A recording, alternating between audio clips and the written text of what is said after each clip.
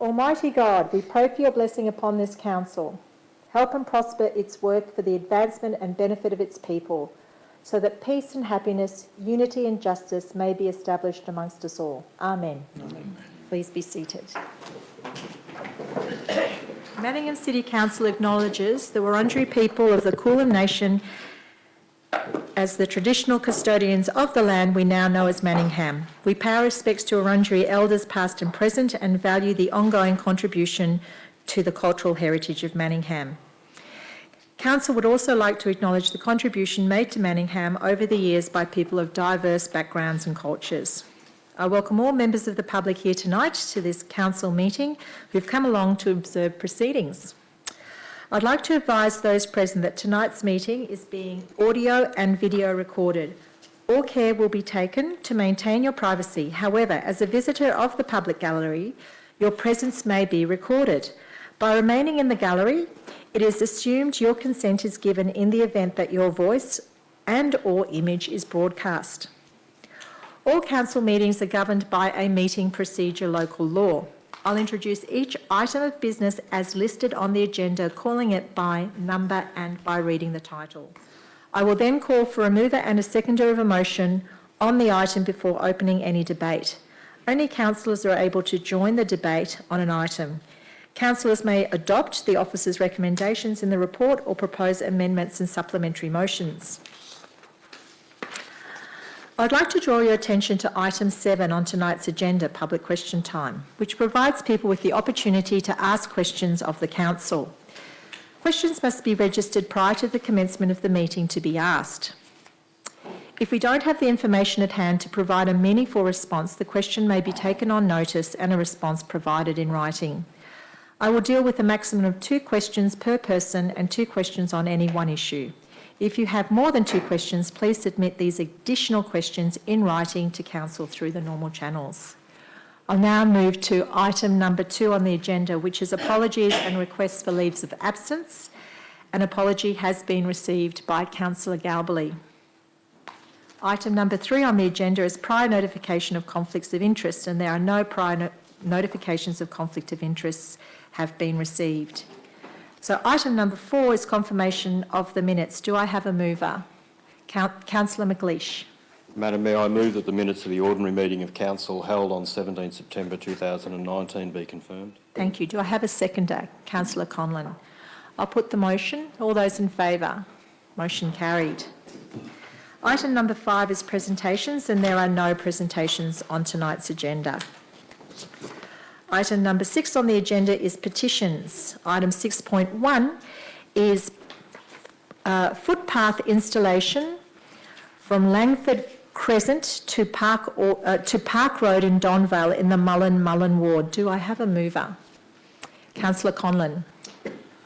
Yes, I'd like to move that the petition with 13 signatories, as in my hand, requesting Council to link the footpaths from Langford Crescent to Park Road in Donvale be received and referred through to the appropriate officer for consideration. Thank you, Councillor Conlon. Do I have a seconder? Thank you, Councillor McLeish. I'll put the motion. All those in favour? Motion carried. Item number 7 is now public question time, and we do have a question from the audience, so from the chamber. So, Ms Stella Yee, would you like to come to the podium? You've got, as you're aware, you have 2 minutes to make a brief presentation, if you wish, before you ask your questions. Sure. Okay.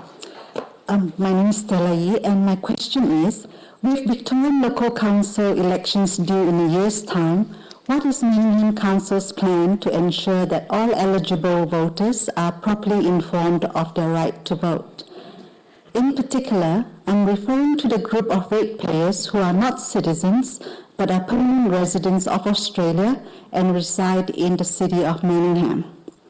In the course of Council 2016, I met a number of ratepayers who were not informed of their entitlement to vote and how to enrol. Hence, they could not vote.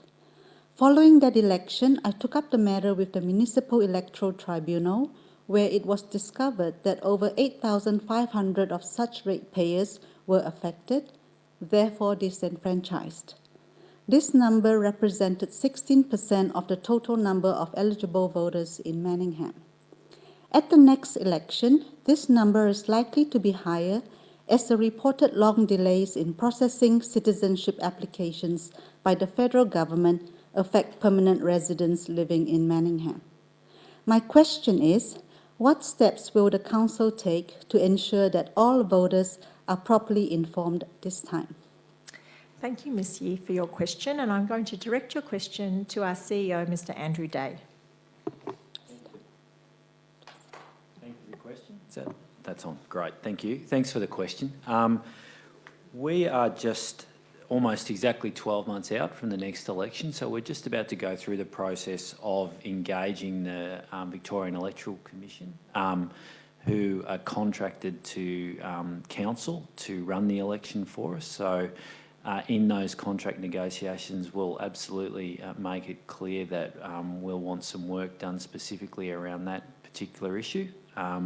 And also, obviously, as we get closer to the election, work with the VEC on their advertising campaign and make sure that we use our mediums, our social media, as well as our other forms to advertise the election and a number of the issues that go along with it. So, my apologies, this is dropping out.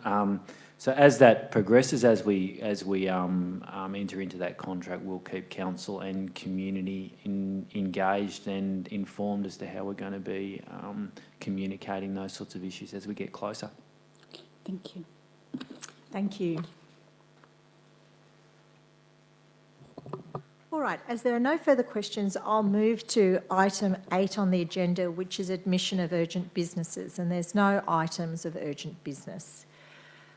Item number 9, which is planning permit applications, and we have no planning permit applications, so I'll move to item 10, city planning and community, and 10.1, which is the Eastern Region Trails Strategy 2018 endorsement. Do I have a mover? Councillor Kleinert. That the recommendation be adopted. Thank you. Do I have a seconder? Councillor Conlon. Thank you. Would the mover like to speak? Thank you, Madam Mayor. As my fellow councillor, Councillor McLeish, doesn't have a very good voice tonight. Normally, I'm sure this councillor would be speaking on this motion because he has been very passionate about that since being elected in 2012. That being said, I hope I do it justice, Councillor. Eastern Regional Trails Strategy is a result of a collaboration between 7 councils. There's 22 regional trails, and many of them have missing links, of which, or missing sections. So they require funding, design, construction and maintenance, and that would be in Manningham. So this is really about the two trails identified for major future works, and that's the extension of the main Yarra Trail from Beasley's Nursery to Warrandyte Township, and converting 2 on-road sections of the Ruffy Creek Trail to off-road trail. There's an allocated budget. It's also in the capital works for 1920. It's fabulous. It's another way for people to see our beautiful city using the trails. They are highly used trails without these connections. So actually connecting it and finally finishing it will be an absolutely wonderful benefit to not only the residents of Manningham but those entering into our city and leaving. So I ask that you'd support this wonderful,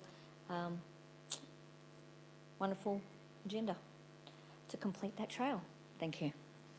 Thank you, Councillor. Would the seconder like to speak? Thank you, Madam Mayor. Thank you, Councillor Kleinert. In particular, I'd like to point out the extension from Beasley's to Warrandyte. That is a really problematic road at the moment.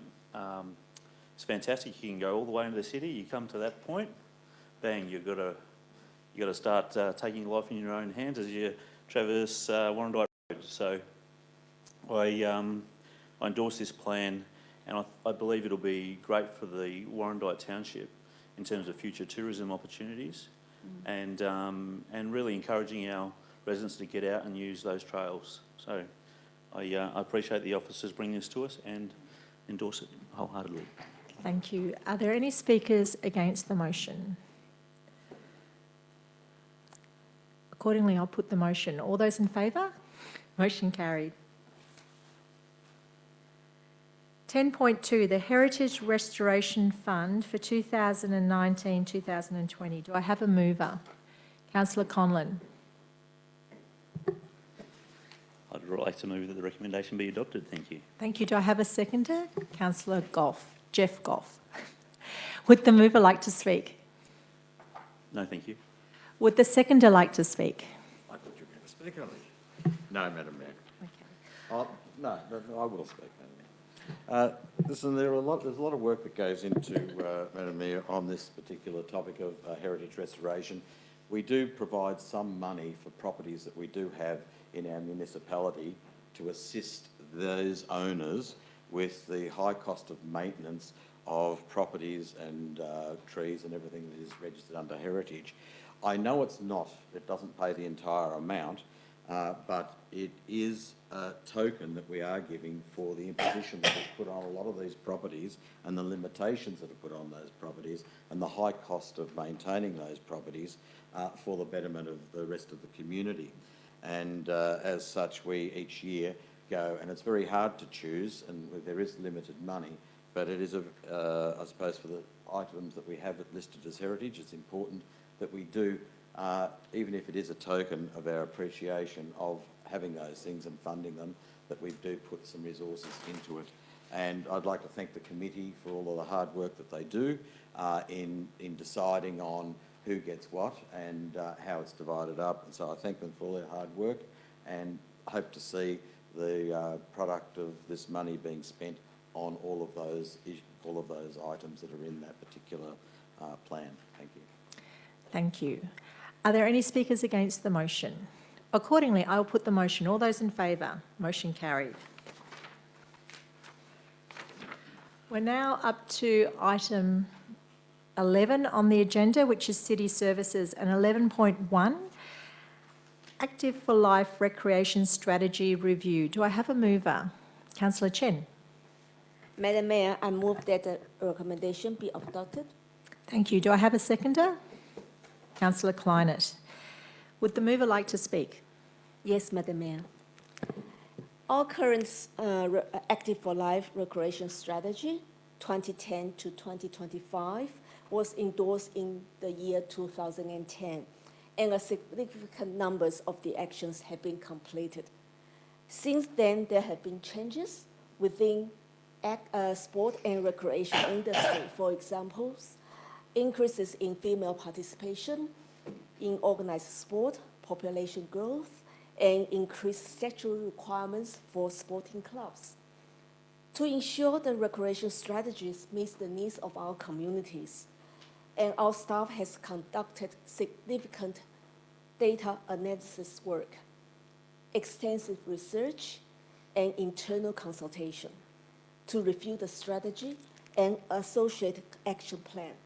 And we noted that 70% of physical activities is through active recreation, and organized sports represents about 30% of the participation. The reviewed strategy should be read in conjunction of the current recreation strategy. The existing recreation strategy focused on the active living and active recreation. The review was considered the balance between active recreation and organized sports. And 4 new priorities area has been developed, and they are to provide flexible and multi-use and durable spaces for recreation to meet the needs of our growing community, collaborate with key partners and organizations, foster the environment of inclusion, and build the capacity for our community to participate in sport and leisure. An extensive action plan has also been created to ensure participate opportunities in active living, active recreation, and organized sports are available to the communities. So if the recreation strategy review is endorsed tonight, it will go out to the community consultation process for about 4 weeks. Thank you. Thank you, Councillor Chen. Would the seconder like to speak? Any speakers against the motion? Accordingly, I'll put the motion. All those in favour? Motion carried. Item number 12, shared services. 12.1, the local government rating review. Do I have a mover? Councillor Goff. I move as on the paper, Madam Mayor. Thank you. Do I have a seconder? Councillor Zafiropoulos. Thank you. Would the mover like to speak? Thank you, Madam Mayor. Before I actually cover the particular topic, I am talking about rates, but I draw Council's attention to page 282 of our council papers, and it really does show how Manningham differs, and I'd actually put the challenge out, and if we can, get a report to see that if any other council has the same composition of we do. If we look there, residential, commercial, industrial, cultural and recreation lands, and we really do see here that the burden of rates and paying for things in Manningham is solely, it does come heavily down on the residential dwellers of this. It is a dormitory suburb, and I don't know that Melbourne would have a profile like Manningham's. Any other municipality would have our sort of profile, because we do not have very much commercial area, and we do have very little industrial area, if none. That we have a little bit that could be taken off us, Madam Mayor, and the cultural and recreation. And that little chart of 2.5 really does accentuate where the burden of rates does come into Manningham. That, combined with the lack of federal government grants and funding, does put pressure on Manningham, and we really wisely over the years spend the limited resources that we have, and we don't get the money from the federal government, and we don't get it from businesses and other and commercial activities as much as other municipalities do. Nor do we have parking meters. Now, the state government have actually gone out and sort of questioned the way in which we rate, and having an inquiry with the local government, and we have to put our responses to a wide number of questions that they've asked. And the table actually goes through, following that on page 283. I'm not going to go through each one, but I do want to highlight a number of things that I think are very, very important. And the first one there was about revaluations. Now, we've seen in the last year or so that annual valuations do create a large fluctuation in rates from year to year for people. And it could be up quite a bit in one area one year and then down in that area the next year. And it creates a huge variation, which does, I suppose, have an effect on ratepayers and people thinking that we're taking advantage of whatever's happening, because there might be a rise in that particular year, but then it goes back very much the next year. And to have a valuation, not just over 3 years, but perhaps averaged over the 3 years, would be a far better way of creating a baseline which would lead to less of the variation and the angst from a lot of people, which then comes back to cost of council to actually service that angst and to talk about it with the community. And I think that's a very important point. The other thing is looking at the rate cap that the state government have put on all local governments. Now, this is a big imposition in one way, in that we don't know what that rating cap is going to be next year. It's got to be declared year on year, and we wait for the minister to make a determination. We're expected to budget ahead for 10 years, have plans and forecast things for 10 years, but how can you forecast that when you don't know until year by year what that rate in variation or rate increase is going to be, determined by the minister. So to have a longer period of time of those rates going into a number of years, because salary workers at most government institutions and businesses actually have an EBA which outlines a 3 or 4 year timeline of what wages are going to be. So we really need, and that's for planning, and we really need to know in many ways for our planning in local government, for our community, on what that's going to be. And that again is very, very important. Now, all of the other things there, I think, are pretty self-explanatory on what our particular position is.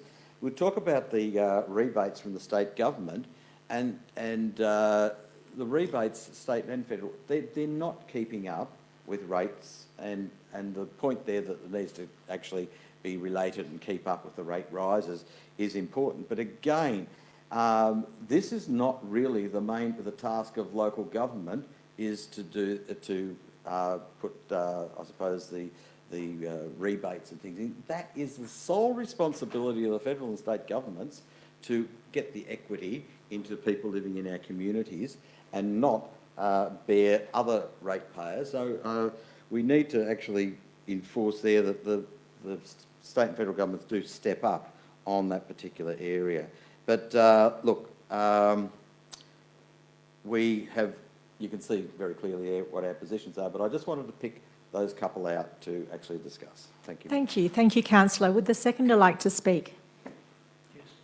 Councillor Zaparopoulos. Councillor Goff has outlined the key issues relating to this particular item. I just want to add a couple of things to ensure that this item is complete, and that is the state government has set up a panel which is conducting consultations, and they are receiving submissions up to the 1st of November. So there are a few days for councils, individuals in the community to put in a submission if they wish to do so. The other thing is that the state government is expecting the report from the panel on the 31st of March 2020. So we will then know whether our submission has been taken seriously with some of the very good suggestions that we're making. I think Councillor Goff outlined the key items on our submission. The only other thing that I'd like to add is that we're also seeking flexibility to set financial hardship provisions. It's something that this council feels strongly about, so that those of us in the community who have got a financial hardship, we are taking that into account. That's basically it. Thank you, Councillor. Are there any speakers against the motion? Accordingly, I'll put the motion. All those in favour? Motion carried. I move to 13.2, which is the community engagement and public... 13.1. Thank you. So firstly, the Chief Executive Officer item, which is 13.1, the 2018-19 Annual Report. Do I have a mover? Councillor Chen. I move that the recommendation be adopted. Do I have a seconder? Councillor Zaparopoulos, thank you.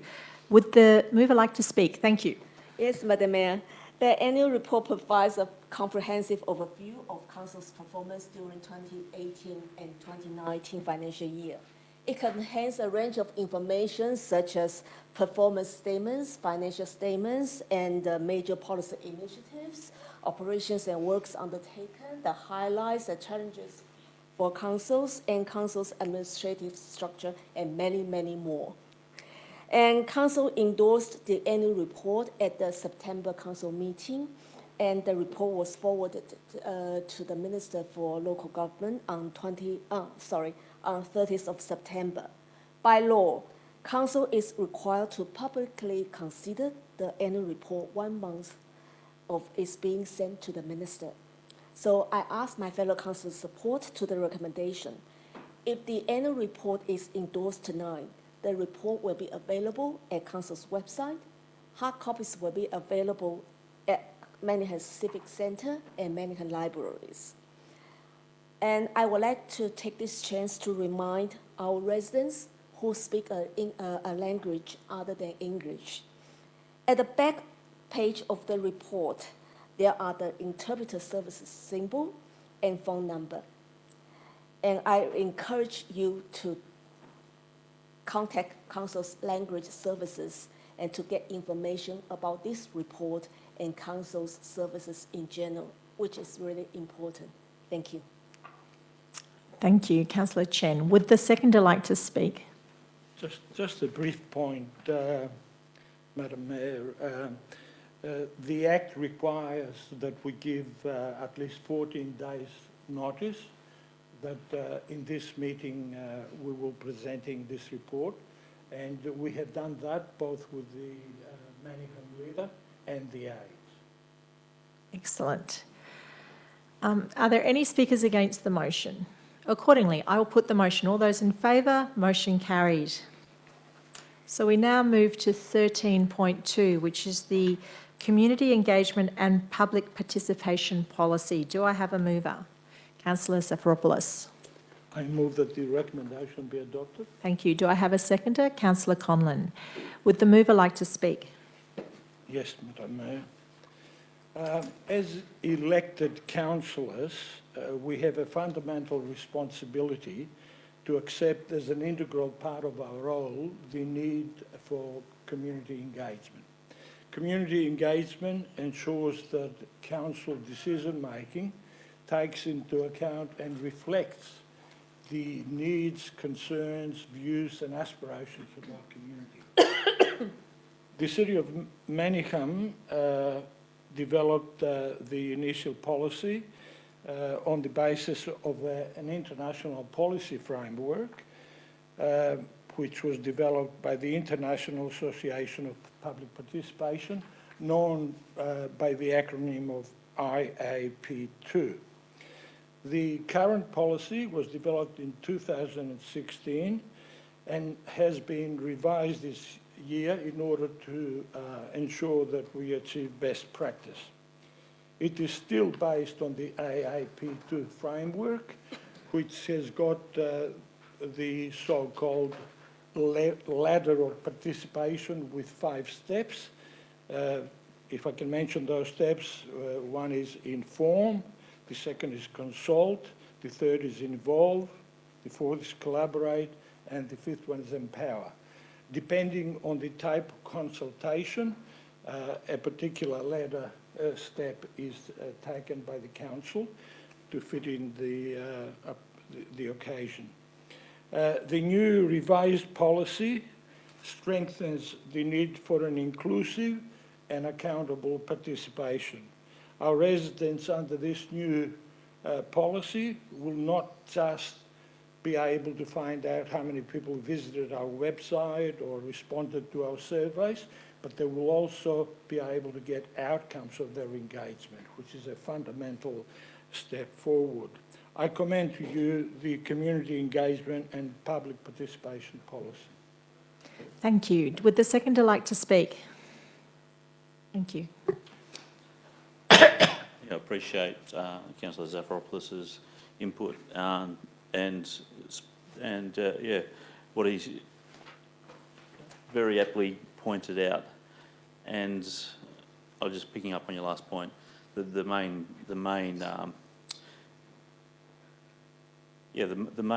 outcome for the community, interestingly, is that we will feed back the outcomes from the participation process, which I think is something that we've probably been able to do better in the past. So I appreciate the officers taking the time to put this report together and to strengthen this policy. Thank you. Thank you. Are there any speakers against the motion? Accordingly, I'll put the motion. All those in favour? Motion carried. We move to 13.3, which is the review of Council's Advisory Committee policy. Do I have a mover? Councillor Kleinert. That the council alternative motion be adopted. Thank you. Do I have a seconder? Councillor Zafiropoulos. Would the mover like to speak? Thank you, Madam Mayor. It's very simple. There's just 2 additions. I'll speak to the first one and I'll ask my fellow councillor to speak to the second one. They're very straightforward, and they only strengthen what are already some wonderful processes as far as the advisory committee policy. This is to include that there'll be an induction done for any new community member that attends or comes onto any of our committees, that they'll understand their role and responsibility of the committee. And I think this will only strengthen and bring about better outcomes for those committees and advisory groups that we have at council. Thank you. Thank you. Would the seconder like to speak? Yes.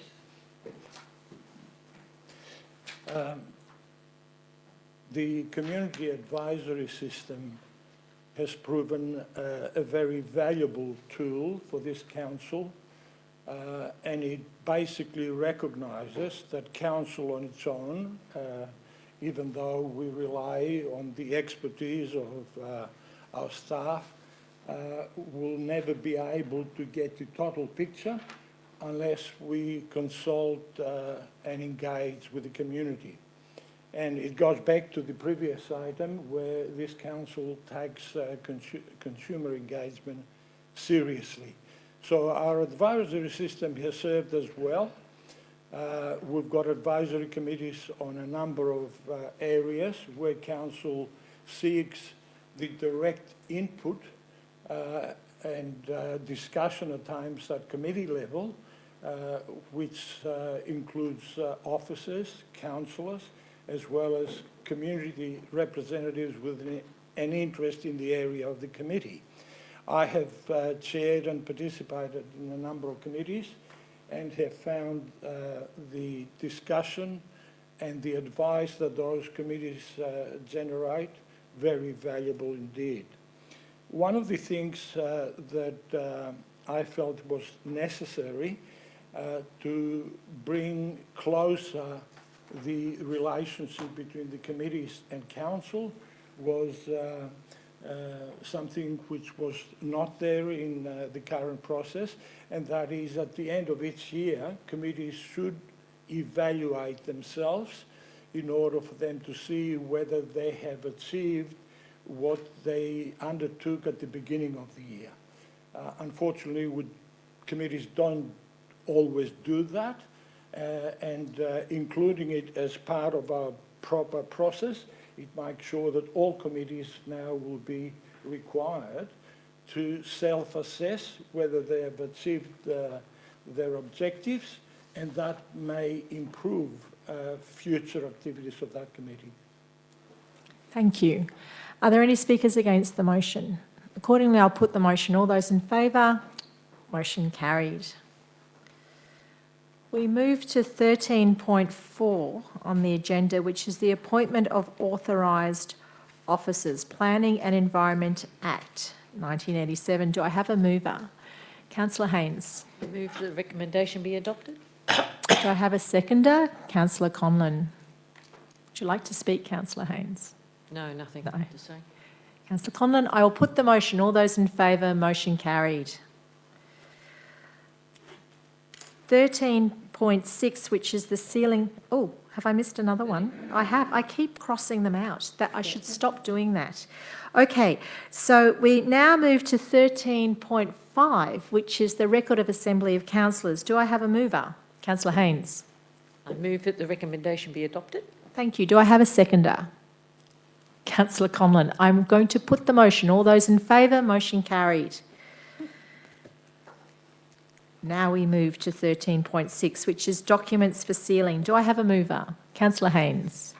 I move that the alternative motion, as previously distributed to the public, be adopted. Thank you. Do I have a seconder? Councillor Kleinert.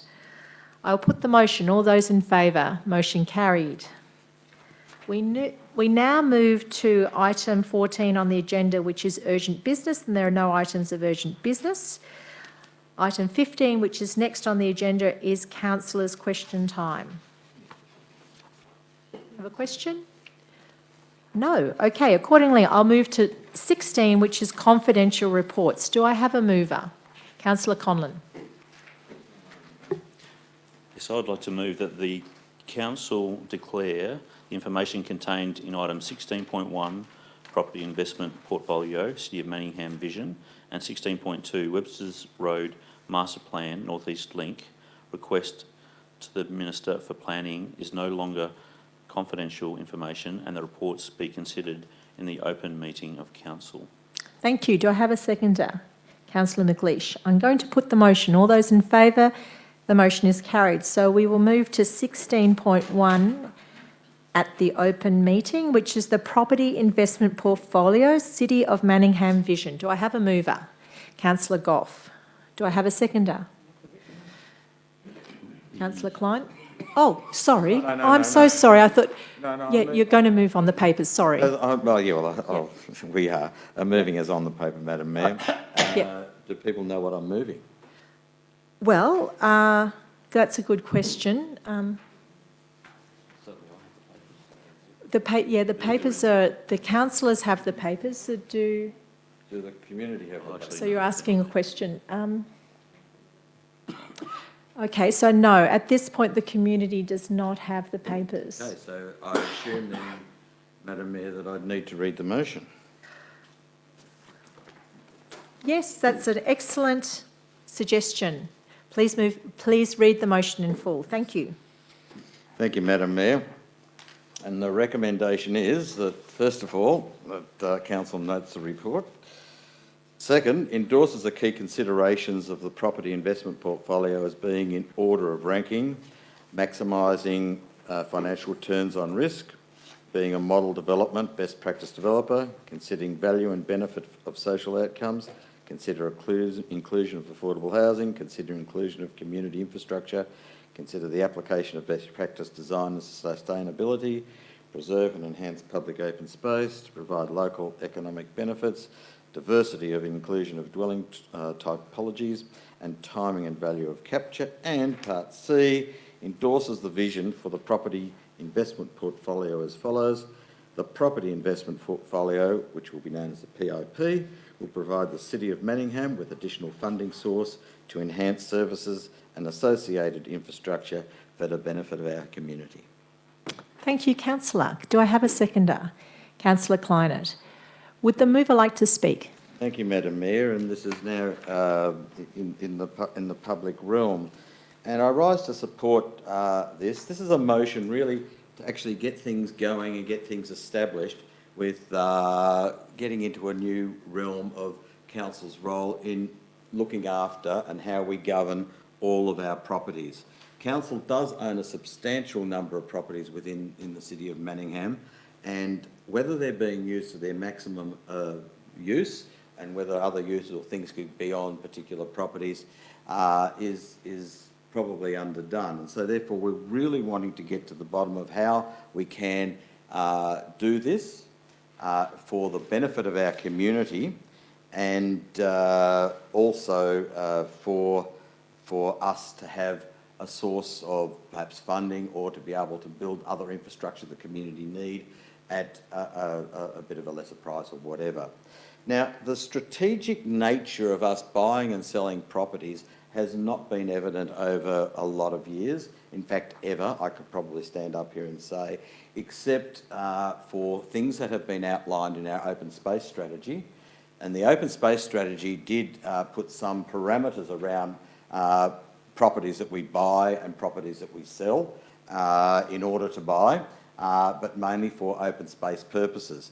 So if you look at all of the trails around Manningham, that has been a result of strategic buying and selling of properties to make those lineal trails that we so greatly like around Manningham, and that probably started in the early 90s with the plans and the open space strategy and the visions of people that established the Open Space Committee that really should be thanked for a lot of the work that they did do. Unfortunately, they're no longer on that. Some of those people aren't on it, but the vision that they did have for Manningham is holding us in good stead these days. But other than that, we have not had a strategic ability to identify land and to identify opportunities for the betterment of our community. We did, when we did Doncaster Hill, Madam Mayor, strategically purchase and put overlays over 4 properties in Doncaster Hill But there have been lots of other opportunities, I know, around Bulleen Plaza or around Macedon Plaza or around a lot of our shopping centres that we have not taken up opportunities to actually be able to have land around those to enhance not just the open space but particular activities around those and strategically do it. And this gives us an ability with this group to actually analyse what we do and don't buy or do and don't develop within our property portfolio and how we may make changes to some sites, because some sites that we do have are perhaps past the uses that the community use these days. And I'm not talking about parks here. I'm not talking about our open space, but I'm talking about other properties that we do have in our municipality that could be repurposed. And so this group, it's really trying to get that established and parameters and ways in which and policies and the frameworks in which that group works in our community to identify and to move forward. We need to get this as a first step. So I commend the motion to councillors. Thank you, councillor. Would the seconder like to speak? No. Are there any speakers against the motion, and are there any further speakers? Councillor Conlon. Thank you, Madam Mayor. It is great to see this come to maturity, this policy. When I first started on council 3 years ago, it was our first decision was to decide whether to sell a valuable piece of property down Manningham Road. And at that point, being new to the game, I thought that sounds like a bit of a giveaway. So we decided not to sell that particular property, and as a result of that and the consequent work that our previous CEO did with the property group, here we are, and we recognise the need for council to maximise its value, the value of land that we have, and ensure that the community benefits from it. And if we look at the 3.7, which is, going through the priorities, there's financial outcomes and risks, be a model developer, best practice developer. There's also the third priority there is consider the value and benefit of social outcomes and community infrastructure. An organisational vision with an objective of maximising the overall benefit for the community will almost always require an understanding of council's current and projected financial position as per the council plan. And it's that desire of us as councillors, I think, to ensure that the community benefits from our assets that is driving this policy, and I endorse the policy. Thank you. Thank you. Any further speakers? Accordingly, I'll put the motion. All those in favour? The motion is carried. We come now to the last item on the agenda, which is 16.2, which is the Websters Road Master Plan, North East Link, request to the Minister for Planning. Do I have a mover? Councillor Haynes. As per my previous councillor, I think I have to read the motion. Yes. So councillors, the recommendation is that Council A endorse the draft letter attached on attachment 4 to the Minister for Planning that advises that the North East Link project, in conjunction with the Council, are currently undertaking a feasibility analysis with the intention of redeveloping the council-owned land at 2 to 14 Websters Road, Templestowe, also known as the Paddles site, for employment-related uses to partly offset the loss of the industrial land at the Bulleen Industrial Precinct. B, delegate to the Director of City Planning and Community the authority to make any necessary changes to the attached letter. C, note that further reports will be presented to Council on the outcome of the economic development feasibility analysis of developing 2 to 14 Websters Road, Templestowe for employment-related uses, including further master planning for the site. And D, note that Council can reconsider or cease to pursue its position to redevelop the Websters Road site in the form currently contemplated, should the feasibility study or other matters indicate that the proposal would not result in a feasible outcome. Thank you. Do I have a seconder? Councillor McLeish. Would the mover like to speak? Thank you, Madam Mayor. This letter and proposal to the master plan. It's an 80-page master plan, so I congratulate the officers for putting such a comprehensive master plan together.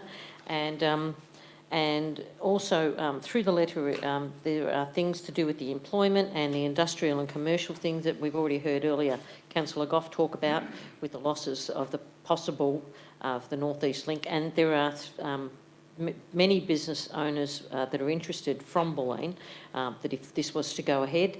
So we just hope that this goes through to the Minister, that he does pay significant attention to this, because as we've seen, that we don't have a lot of commercial or industrial or any industrial areas, and that the inquiry and advisory committee and hearings that did happen for so long also showed the necessary issues within our community, not only sporting and things, but business and other areas of our community, including our Eastern Freeway. But this letter here, we're hoping, and this report goes to the Minister, that he pays significant attention to it, and that the Inquiry and Advisory Committee also push our point, so hopefully through their report. So I want to thank you and ask all councillors to support this going directly to the Minister. Thank you, Councillor Haynes. Would the seconder like to speak? Councillor McLeish. Thank you, Madam Mayor. This is an important submission on behalf of our council, Madam Mayor. We're writing to the Minister for Planning and asking him to consider this particular proposal at Webster's Road. We're losing 9.7 hectares of industrial land down in the Bulleen Industrial Precinct, 1,200 jobs. When 1,400 jobs disappeared from Geelong, there were tens of millions of dollars of money pouring into Geelong to supplement that particular location, federal money pouring from the heavens. Yep. Unfortunately, we're not seeing that in Manningham. It'd be great if the federal government would actually pay some attention to this issue as well. But certainly the state government is listening. We have been working very effectively in the planning processes for the North East Link. This isn't our preferred option, but council has had to deal with the hand that's been dealt. We've had to argue a case for a particular proposal that's going ahead. So we are waiting for the government to move forward. And what we're doing here is we're starting to work together with the North East Link project on identifying alternate industrial land. We have some land that's been identified, that's been presented to the IAC. It's in Webster's Road, there's 4.5 hectares. It's not a full replacement, but it is a possible site. It does lie outside the urban growth boundary, but we have recommended to the IAC that they recommend to the government that this land be considered for rezoning to replace in part some of the industrial land. The North East Link project are now joining with us. They are engaging with us and will fund a qualified team of consultants to investigate the feasibility of developing this site. It's going to be a 4-stage assessment. We expect that 4-stage assessment will be completed in February next year. And at that point, we as a council will be able to consider the outcome of that assessment, and we'll be able to make a decision about whether we will support that proposition going forward. It isn't a done deal, but we're taking the first steps down that path, and we look forward to making a presentation to the Planning Minister to that end, and to see what he has to say, and leave it up to the... eventually it'll be up to the decision making of the state government as to whether they will support this proposition or not. I, for one, look forward to reading the report. I hope it is viable. It's a complex site, so there is no givens here. But in the end, there are 1,200 jobs. There are many, many small businesses in our community that employ directly and even many more indirectly in the Bulleen Industrial Precinct. And it would be great to see if some of those jobs can be saved in Manningham, and that land can be developed, hopefully, if it's suitable, for the benefit of our wider community. I look forward to seeing the report. Thank you, Councillor McLeish. Are there any speakers against the motion? Any further speakers? Councillor Goff, you have a question. Question, Madam Mayor. The land that we're identifying here Is that near right next to our depot and right next to some other industrial land down there where Australia Post is and a couple of other factories? And is it the land that's currently being used as our green waste depot and Bus parking lot. and bus parking lot at the moment? So it's not really being used for a park or anything. This is an area that is used for. Is that the area that we're talking about? I'll put that question to Mr Andrew Day. Thank you for the question, councillor. Yes, that is the area down there near Council's Depot. And near the electricity. Correct. Substation and all of those sorts of things. Thank you. Thank you. Okay, accordingly, I'll put the motion. All those in favour? Motion carried. And as that is the last agenda item, I will close the meeting.